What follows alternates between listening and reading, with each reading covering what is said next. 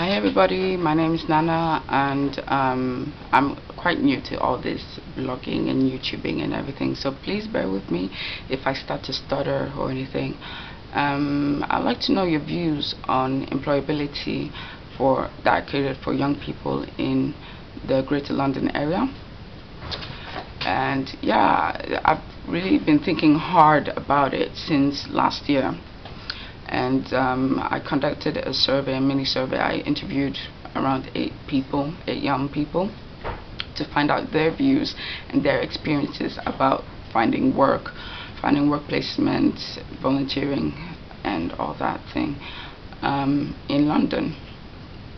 So yes, so let me just start with some statistics. I am based in North London, so most of my statistics and findings will be in that area. And okay, so I was looking through the Haringey website, and I found out that in the 2007 review, or those reviews that they do, that 45.1% of young people are NEETs. So NEET stands for NEET. That means not in employment, education, or training. So that means that 45.1% of our young people in Haringey, and that's not even for the whole of the borough, that's just for the poorest areas in Haringey, which is I think 5 areas, are not in education, not in employment, and not in training. So that's quite worrying. And the fact that we've had a recession, and so well, that was in 2007. So now that we've had the recession and everything, the figures must be higher, I assume. And well, I tried to find recent figures, but I didn't find any. So if you know anything about that, or you want to update me on that, please let me know. I'll be interested. And also in Enfield as well, 33% of families are not in work, are not in employment or anything. So that's another worrying figure. And also like after the recession hit, in Enfield, the unemployment has risen above London levels, and also above England average levels as well, which is very frightening. And I'm just talking about 2 boroughs here, so combine that with the rest of London, that must be huge, the number of people that are not in work or in or doing anything.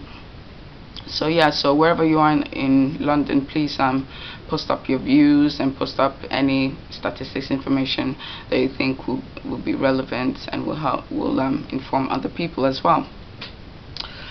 And yeah, so as I was saying, I interviewed young people, and I would just like to share with you what we discussed, what they discussed, and the issues they were raising. So the first issue that they raised was that there's not a lot of employability services out there in the first place for young people to go and get help, get advice, get information about different career paths, job opportunities, work placement, etc. So yeah, they thought it was a real concern. And they also said that at the job center especially, they're not really helpful. The advisors, some of the advisors, not all of them, but most of them are just there to meet targets. They're not really interested in what the young people have to say, and what they need basically. And that's really bad, But I work part-time and also volunteer part-time, and when I volunteer, I actually volunteer for a training provider, and I go into job centers and try to promote our services to them so that they can refer unemployed people to us. And I was talking to one of the advisors, and she was saying, oh, it's really good what you're doing, because there's really nothing, and we're really struggling, and especially there's nothing for lone parents as well.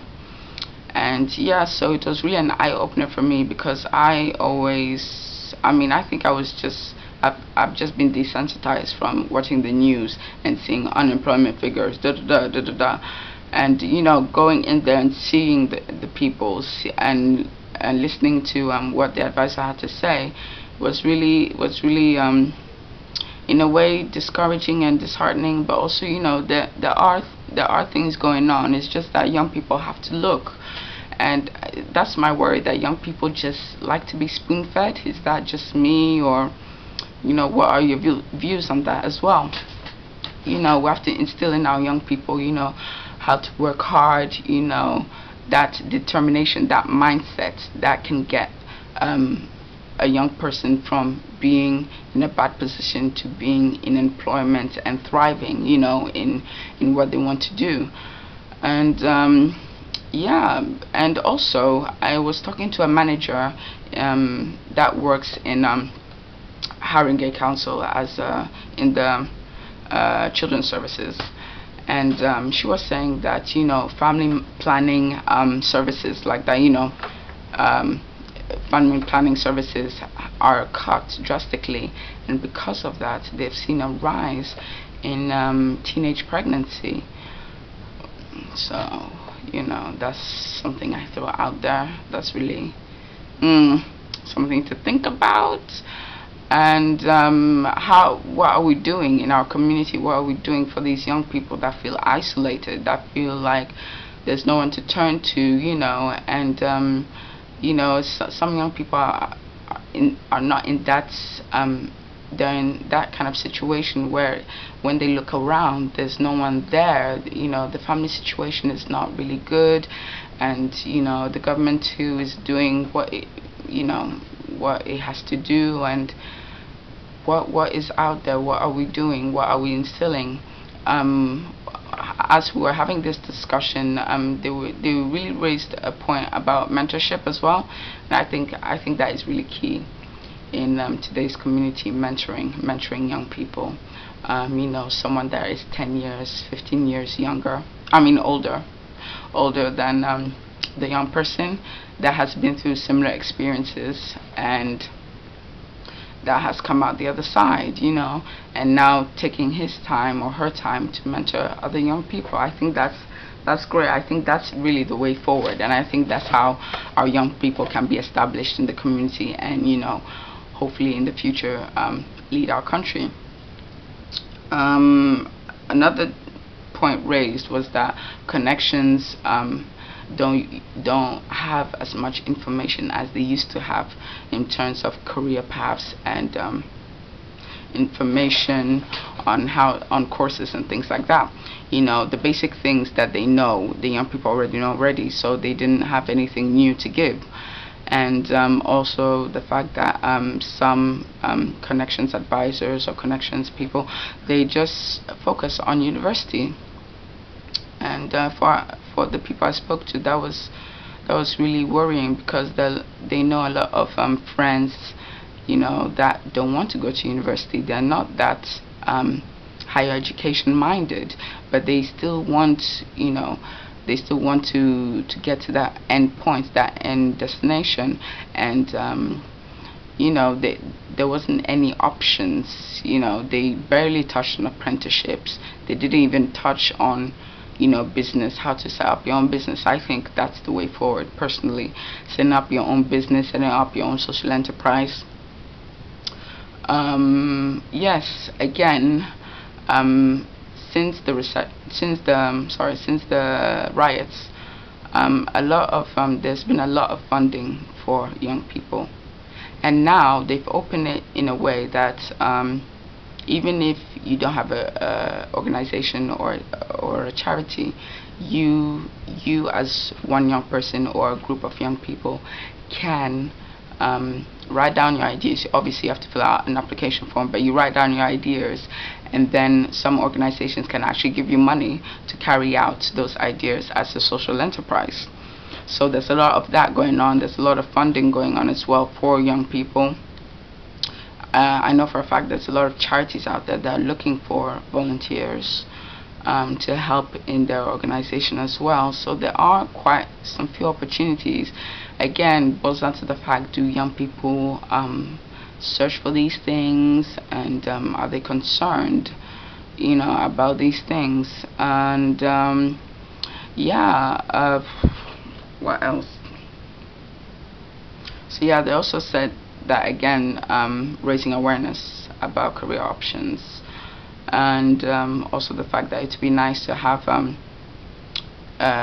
training providers or the job center or places where they do employability to have more partnership work, more relationships with employers, so that when you go to, for example, the job center and you tell your advisor that you want to go into retail, for example, they know the person to call up immediately, and they're speaking to the manager of, for example, Tesco's or something, and they'll say to the person, oh, I have a young person here who would like to do work experience, can you accommodate them, and everything. So yeah, so that's what they said. But again, as I was saying, I volunteer for this training provider, and I was actually doing that last week. I was actually calling up employers, companies, to see if they have work placements available for our young people to place them, and they were saying that, well, they used to, but now they stopped because they found out, they've realized that they've had bad experiences of young people coming to work for them and things like that. So they're not doing that anymore. And it was quite a number of well-known companies that I called up, and that's a worry. That's really a worry. That, I mean, what do you think about that? Maybe in West London is a totally different story, but here in North London, some of the employers here feel that, we don't want young people to come and work for us anymore. I mean, that's deep. That's really deep. Yeah, I mean, it's a shame because some young people just spoil it for others, and obviously it boils down to the fact that not every young person wants to work or have the skills and everything. So it's really imperative, it's really of urgence that us as a community, not just the government cannot parent our children. We have to do that, friends and family, to instill in them, self-discipline, determination, and have confidence in themselves as well, and also speaking positively into their lives, because I was talking to another young person, and she was saying that she has a good business idea. She wants to set up an online clothing shop, and yeah, so she was really geared up for it. And then when she told her parents was like, "Oh, you just go into employment," kind of thing. Go into employment. So what we say to our children really affects them. And you never know, if she takes that further, she can be earning good money and things like that. But sometimes our parents do have a way of influencing us, even if we don't consciously know it. So I like to say to parents to really watch what you say, and just speak positiveness into their lives, and you'll be surprised how they would achieve, So yeah.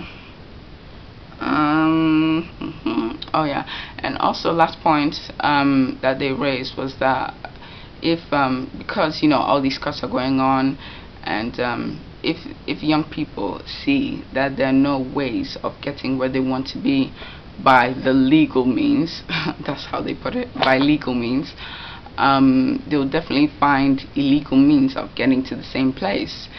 And that's really worrying. The young person that said that, the person was 17, and yeah, that's really worrying. And I conducted the survey last year, May, so that was like some few months before the rights came out. So when the rights came out, it was like, wow, confirmation. But yeah, it's I mean, we have to find ways of engaging our young people. What are we doing as a community? You know, the government has no power. It never had, in a way. I mean, it influences our kids, but it boils down to the fact that it's got to do with our community. It's got to do with the people around them, how we're encouraging them, how we're mentoring them, what kind of role models are we setting for our kids to grow up in that environment that they can thrive. So yes, so I don't know, I just want to encourage young people. I am from Switzerland. My parents are Ghanaian, and I came to this country when I was 18 years ago. And I came here. I don't know anybody, and yeah, so I came to do my A levels. So I did that. In my second year of A levels, I fell pregnant, and then I came to London. I took a year out to sort myself out, and then I went to university when my son was around 10 months old. I mean, that year that I went to university was really a hard year for me. My partner just broke up with me, and my dad died. And then when I started university, the university said that I couldn't, because Switzerland is not in the EU. I had to pay international fees. Yeah, right. And international fees is like £9,000. I don't think so. So I had to battle with the council for them to give me home fees, and so that I can apply for a student loan and everything. So you know, I won't deny, you know, London is hard, blah blah blah, but with determination, with your mind set on a specific vision goal, you can get there. Because okay, fine, it's, you know, always battling with the system, it would tire you out. Yes, so it took me 6 months basically to get my home fees and my student loan sorted out and everything. And yeah, during that time, I didn't have money, and paying rent, you know, rent in London is horrendous as well. But you know, I still got through it in the end. I mean, I won't deny I cried for at least the 6 months. I cried, but I was determined that, you know, even though they wouldn't let me, I'll still get there. And yeah, so even when I was still battling with the council, I was still going to uni.